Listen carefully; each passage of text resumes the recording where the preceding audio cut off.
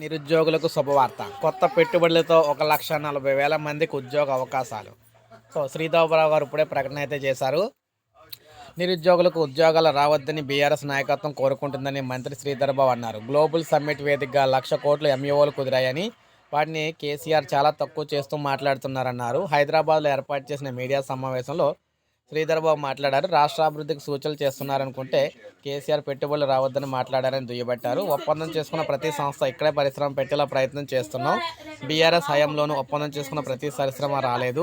దానిపై మేము రాజకీయాలు చేయలేదు. ఇప్పటికే ఏ రాష్ట్రంలో లేనంతగా పెట్టుబడుల అనుకూల వాతావరణం సృష్టించాం. హైదరాబాద్కు వచ్చేందుకు ఎన్నో అంతర్జాతీయ వర్సిటీలు సిద్ధంగా ఉన్నాయి. ఒక్క ఏడాదిలోనే 75 గ్లోబల్ క్యాపబిలిటీ సెంటర్లు తీసుకొచ్చాం. అత్యధిక జీసీసీలో వచ్చిన రాష్ట్రంలో తెలంగాణ నిలిచింది.